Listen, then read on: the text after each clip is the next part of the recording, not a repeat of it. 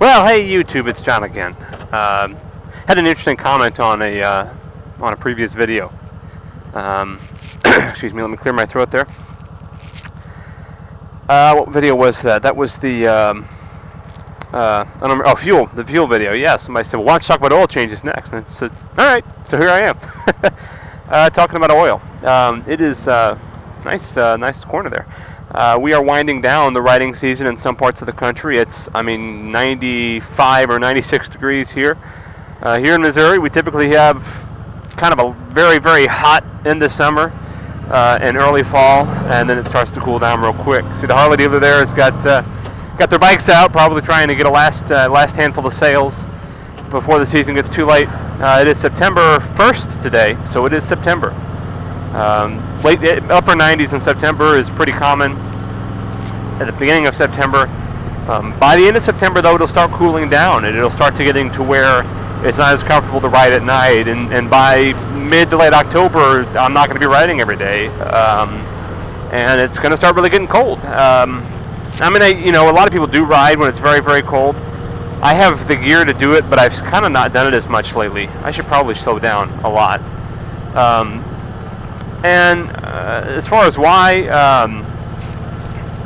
a lot of it's just comfort, simple as that. I don't even know what the speed limit is on this road, but he's not pulling me over, so I'm guessing I'm going below it. I always just come off the highway there, and I don't ever see a speed limit sign. Of course, if there was one in the video, you all are going to tell me about it in the comments, I'm sure. It's just not comfortable for me. I've kind of got to that point in my riding that if I'm not enjoying it, I'm probably not going to do it. It's just a pain to get all that gear on, and it's still cold. And then, as soon as you go into anywhere, you're sweating. And I do ride when it's very, very cold. And when I say very, very cold, I'm referring to like below 40 degrees, which is very, very cold when you're moving. It's interesting to be talking about that, though, as I sweat here. But I do ride in those situations when I have a very good reason to ride. A very good reason to ride could include being involved in an event that I've been asked to be a part of, or it could just be that I haven't ridden in a couple weeks and I can't stand it. One beautiful thing about Missouri here in the kind of the Midwest is that we do have warm days. There was a day in January of this past year, in the middle of January, that it was like 75 degrees during the day, and it only got down to like 62 at night. I rode all day that day and into the evening, late evening. I rode till like 11 o'clock at night because I was just so much enjoying having nice weather to ride in. And then it snowed a couple days later. That's just what Missouri is like. A lot of parts of the country are like that, and a lot of folks think that they're unique and that they're the only part of the country that does that. I always hate stopping in roads like this. I'm assuming somebody's probably turning up there. This guy's kind of paying attention, but I'm always worried that somebody's going to come flying up behind me because they're not used to a stop here. But we appear to be doing okay. Or maybe. Not sure what's going on here.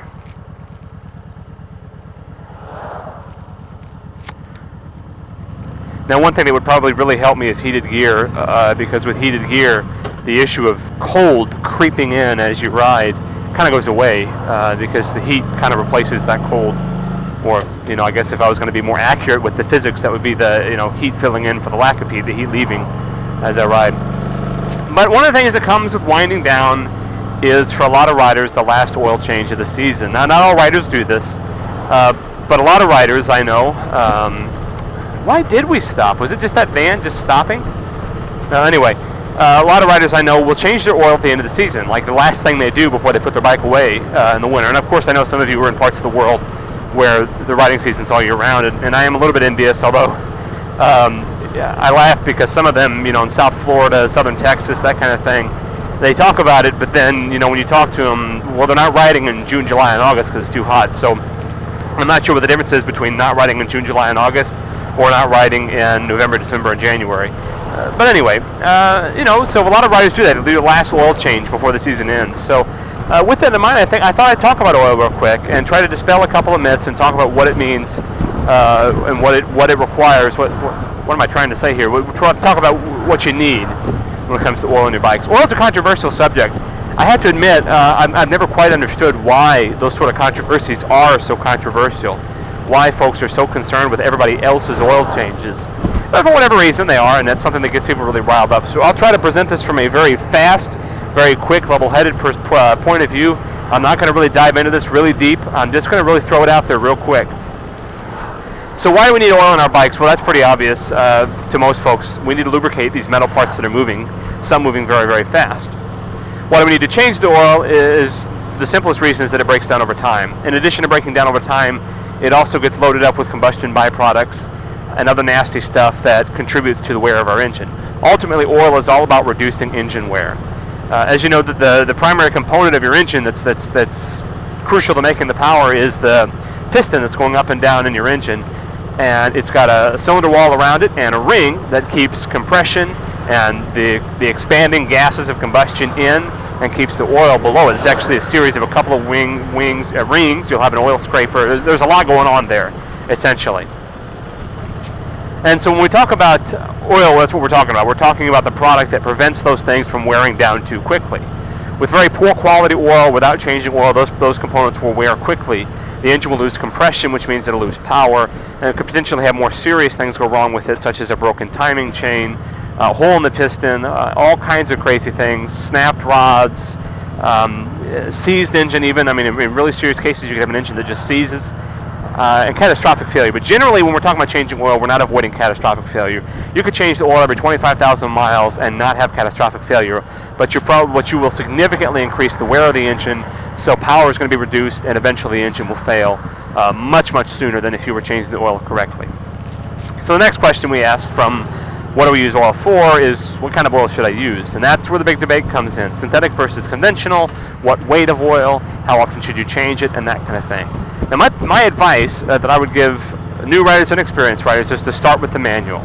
Start with the manual. It tells you every motorcycle manual, we call them MOM, right? Motorcycle Owner's Manual, that's your MOM.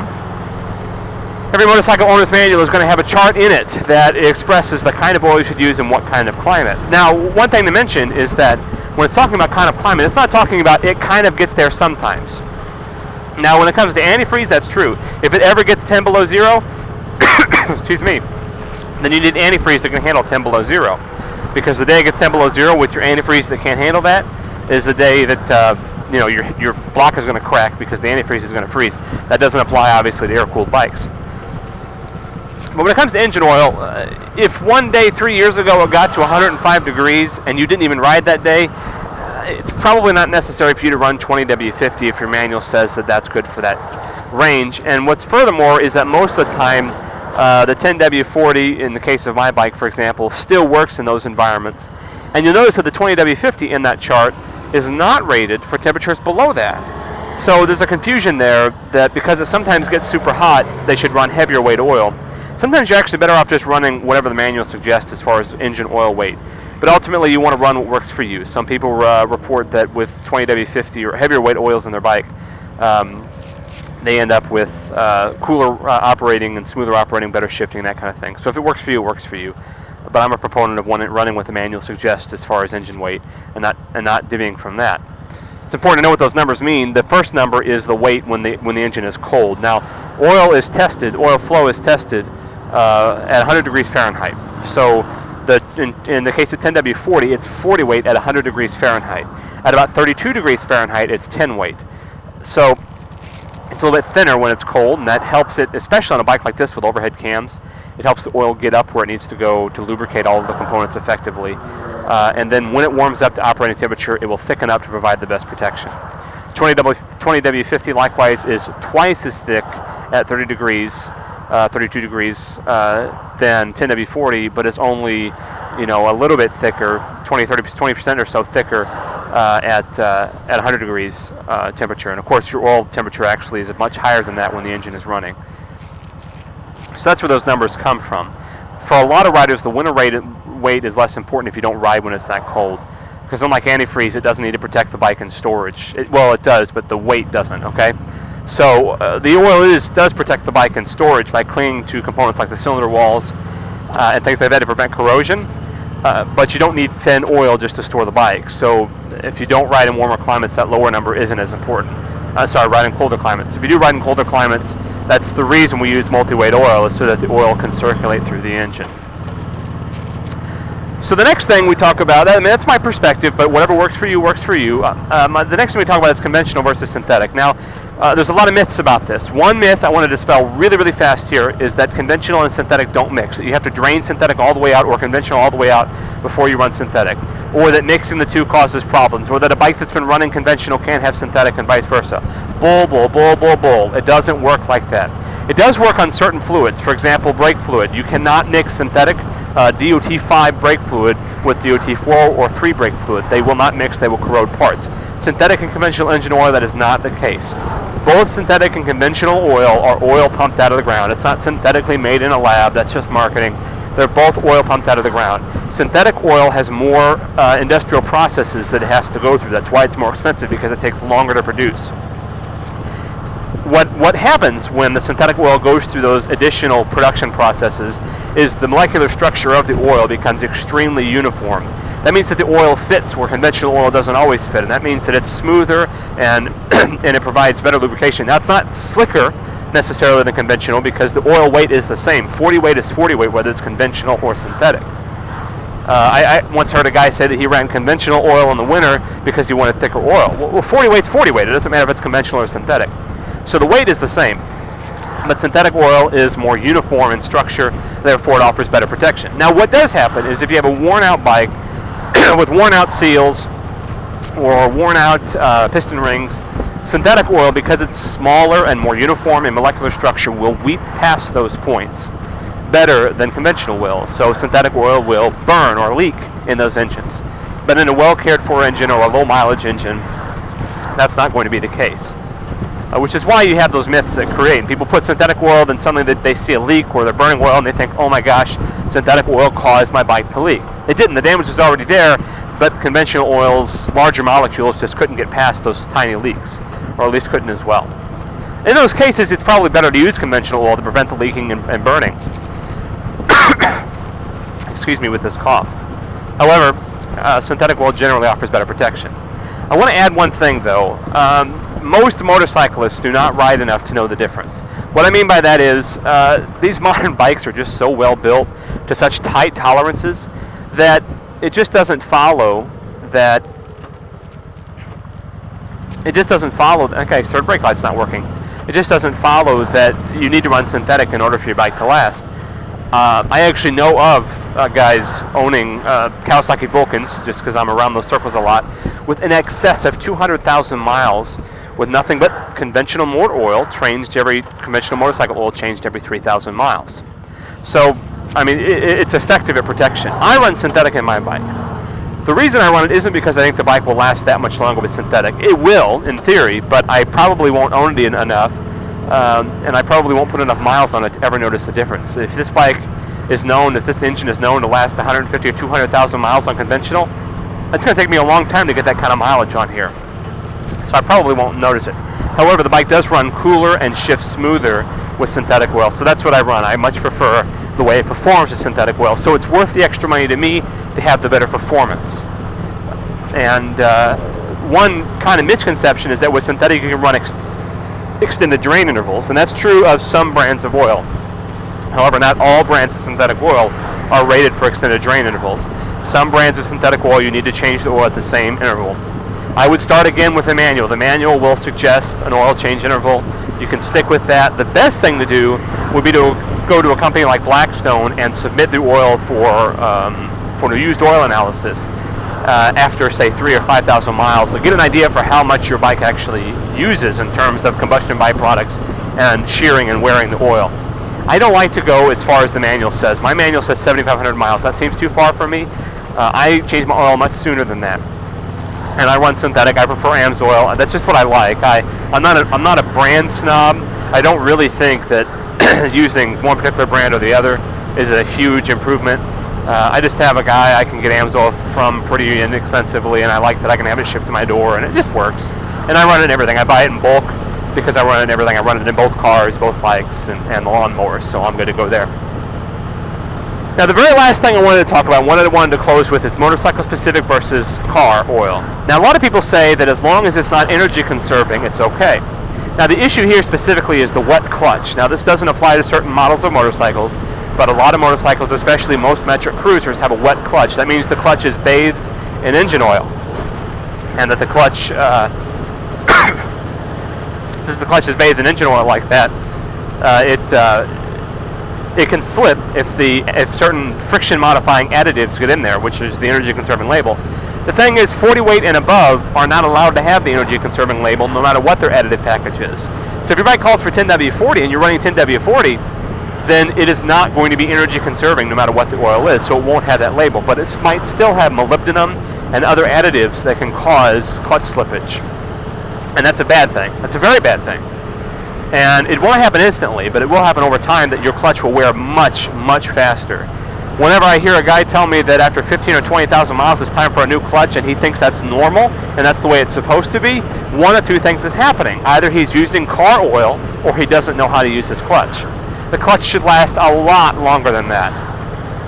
So I very much believe in using motorcycle-specific oil. In a Metro Cruiser, I try to buy oil marketed for sport bikes, and the reason is because I have overhead cams, a higher rev range, and the oil is shared with the transmission. All that combined creates for a unique circumstance that is actually a lot more like a sport bike than it is like a Harley-Davidson V-Twin, which uses separate oil for different components. It's air-cooled, and it doesn't have overhead cams. So a 20W50 V-Twin marketed oil is better. Sometimes Kawasaki V-Twin owners get the V-Twin oil because, well, they have V-Twins, but those V-Twin oils are generally marketed for the Harleys. In fact, pretty commonly you'll see the 10W40 weight motorcycle synthetic marketed as a 4T sport bike oil, and the 20W50 marketed as a V-Twin oil. Now, if you absolutely cannot run the right oil, you absolutely cannot run motorcycle-specific oil, you've got some brilliant reason why that won't work and you cannot run it, costs too much money, whatever. I mean, in the grand scheme of things, it's an extra $10 every few thousand miles, but hey, it's none of my business. So if you cannot run that, what you need to look for is the JASO MA rating, okay? Juliet, Alpha, what's S? S, M, yeah, I already forgot. JASO MA rating. And that rating means that it's safe for use in a wet clutch. And that includes some diesel engine oils like the Rotella 15W40 that's popular. It includes a number of car oils that have that rating and other oils intended for industrial applications. It actually means more than just wet clutch compatibility, but it is what you need to be compatible with your wet clutch. But let me tell you that that oil being compatible with wet clutch means that your clutch won't wear out. It doesn't have the additive package. Man, I wish I could get rid of this cough. It doesn't have the additive package that is unique to the environment in a motorcycle. In used oil analysis, car oils are found to shear out of grade in as early as 1,000 miles, sometimes even less, by the transmission. The transmission just hammers the oil. It just destroys the oil with all those gears meshing and spinning. Look at that, 508. I got here just as they're all leaving work. How cool is that? Perfect timing. I can do it. No, slow down, slow down. Yay! So it would be all right for your wet clutch, but it isn't necessarily to have the right additives for your engine and transmission and other components. If you want to run it, fine. I mean, honestly, you're not gonna rile me up. You're not gonna upset me. You're not gonna have me writing your mother, telling her what a bad little boy or girl you've been, not taking care of your motorcycle. I really don't care if you want to run car oil. Run car oil, energy conserving 10W30. I don't care. And put new clutches in. I mean, it's just not my bike. I really don't care.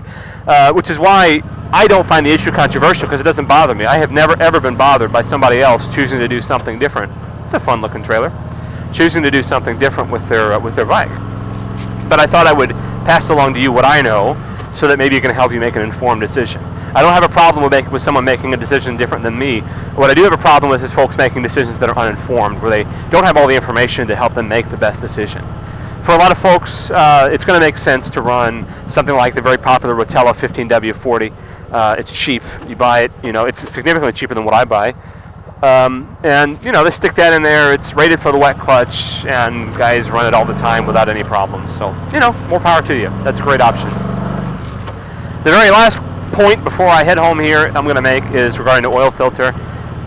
Some people like Fram, some people like Purolator and other cheap filters you can get at Walmart, and if you go online on forums you can find filters that are designed for cars that'll fit your bike. Okay, again, a lot of people do that without problems, so, you know, I mean, that's worth something. That is worth something. I mean, it's worth something when a lot of people have a similar experience. One thing that concerns me is if you look at Purolator's website, for one example, they specifically say that they are not compatible with motorcycles, and they specifically say do not use with motorcycles.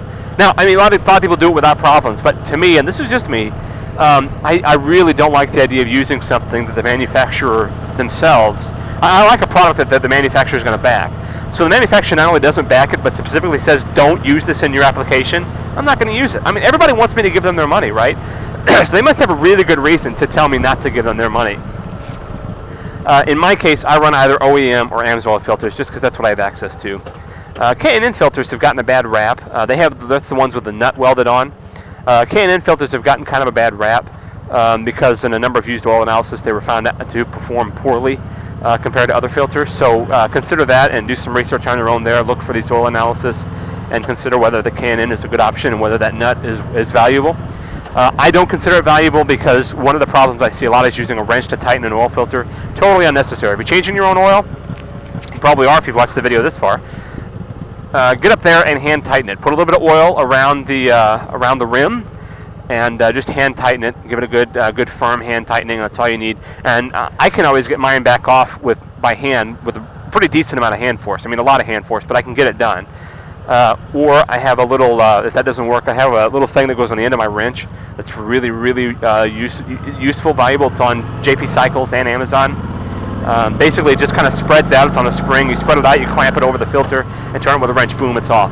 I don't need the little nut on there, so I want the filter that performs the best. Kawasaki OEM runs about 15 bucks, and the AMSOIL, I don't even know what it runs. Well, I don't really know individually what the stuff costs. I'm bad about that. I kind of just say this is what I need and I get it. But my last AMSOIL order was like $210, and that was 4 oil filters and enough oil for 4 vehicles, 2 bikes and 2 cars, with about 3 quarts left over. So and it was cheaper to have the leftover oil than to buy the exact amount of oil I needed because it was buying cases of oil and the filters. So, you know, 50 bucks per oil change for full synthetic and a premium filter seems reasonable to me, but of course that's several oil changes for some people. So, you know, that's what it's all about. Cost per performance benefits, balancing cost and performance. So figure out what works best for you. But hopefully I dispelled those couple of myths, you know, about things like synthetic mixing and or the internet wisdom that says as long as it's not energy conserving, it's safe to use in your motorcycle. Hopefully I've dispelled that and you'll make a good decision for your bike. I guess that's all I really have to say about it. I can't wait to talk to you guys some more.